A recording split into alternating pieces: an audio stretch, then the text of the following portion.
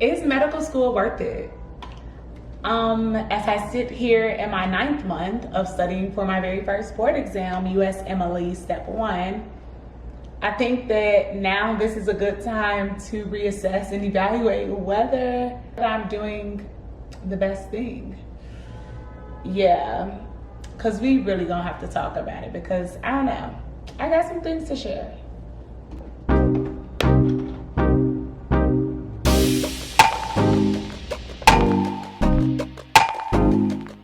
Hey y'all, welcome back to Made It to Medicine with Vix. That's me. I'm a rising 3rd-year medical student. I don't really know. Am I a medical student? Whatever. At the University of Illinois College of Medicine on the Chicago campus. And I come to you when I can to talk to you about my pre-med term med school life, a little bit of everything in between. And the last real venting video that I dropped was talking about how I wanted out of studying for Step 1. I'm still here. I'm still here in these Step 1 streets, the trenches, the struggle, and it really made me reflect and think is all this worth it? For some background, I started studying for Step 1 December 2022 during my winter break after I just finished my 2nd year curriculum with our independent reproduction exam. And I was like, you know what, let me start with that because I just took this exam, I just passed this exam. And it wasn't even on some I just passed, no, I passed the exam. So I felt like I had a good hold on the material and I wanted to start with that by completing UWorld questions. The UWorld percentages were trash. They completely crushed my confidence. And I was like, okay. But alas, I still studied during winter break, just half days, just 4 hours a day. And that was December. It is now September. We're almost in October, which is really giving depression. And now I try my hardest to focus on the things that I can control.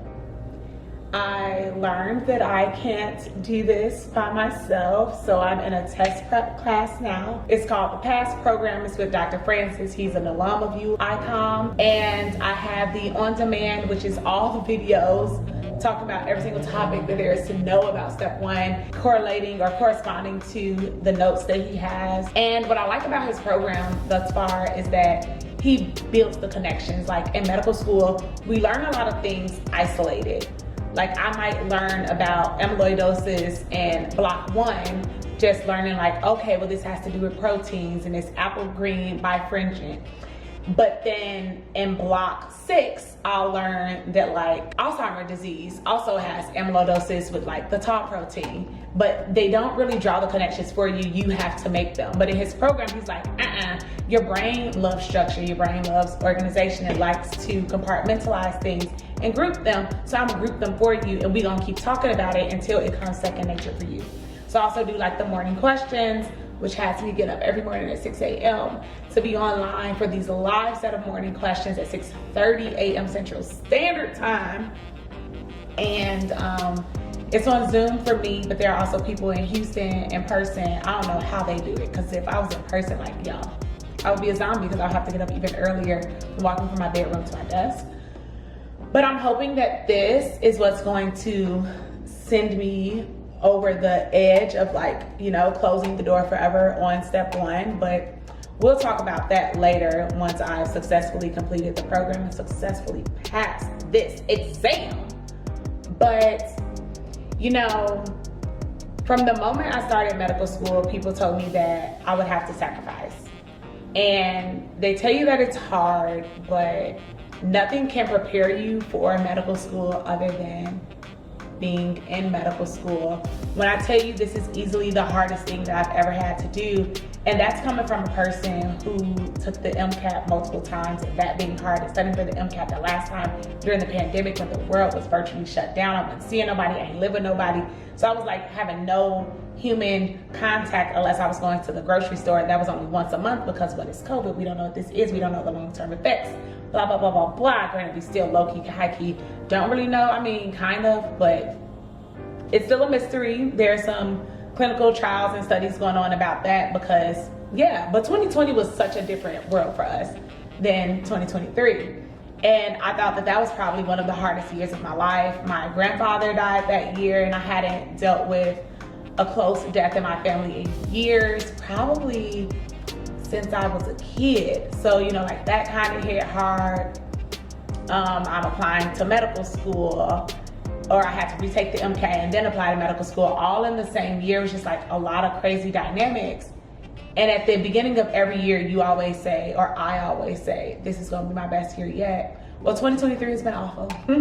It has come with lots of twists and turns, things that I couldn't really expect or plan for. I definitely planned to take step 1 in March, and then May, and then June, and then July, and it's September, and here we are.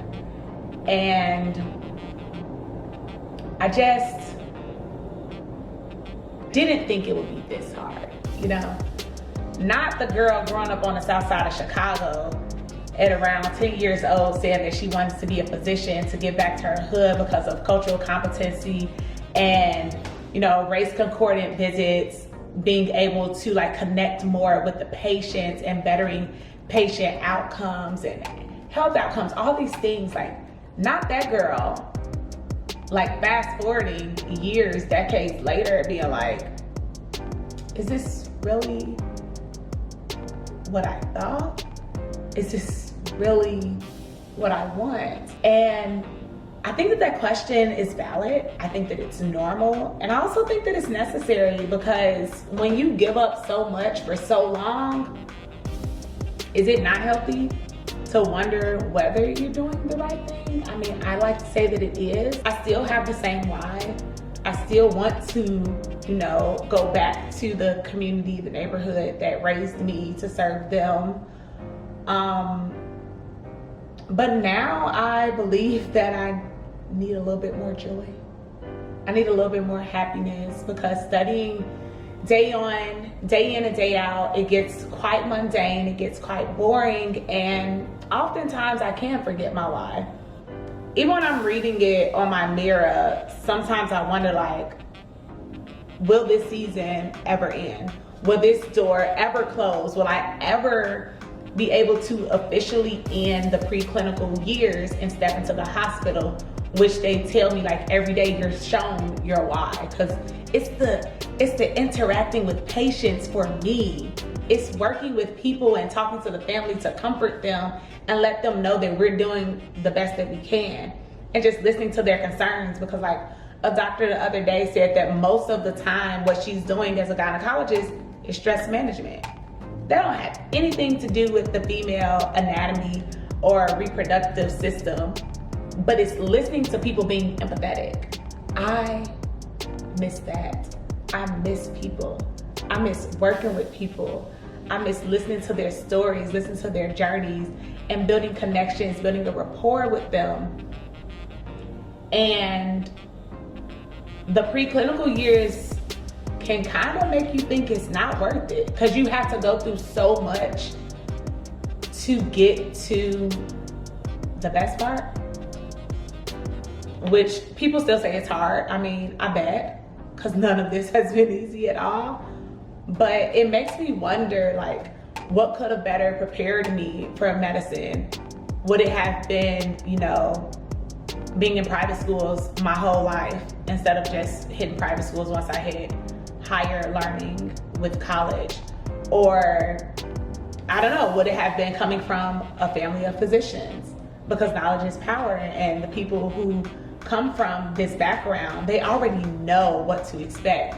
Even though, you know, like the best learning tool is to experience it on your own, but they knew a lot more than me, knew how to study coming in. I was just literally gathering my bearings and trying to figure things out as I went, and, you know, in turn wasting a lot of time. But I really do ask myself, is it worth missing events like birthdays, weddings, family time? Is it worth having to choose whether I want to have fun or whether I want to sleep for another long day that awaits me ahead? Like, Is it worth it that my birthday is right around the corner and I didn't even realize it? I literally looked up and was like, dang, that's crazy. It's about to be Libra season, which means it's about to be my birthday, and I have no plans because I didn't even know it was about to be my birthday, because what am I doing? Still studying for step 1. Is it worth it to continue to sacrifice everything that you love, you enjoy, for medicine? I think that that's a question that you'll really have to ask yourself. Right now, I'm still figuring it out. Just to be honest with you, I do think that physicians serve a great and important role in society, because there are going to be people who are unwell and need to be seen to get their ailments, alleviated, their questions answered, and to be heard. But is there a way for us to,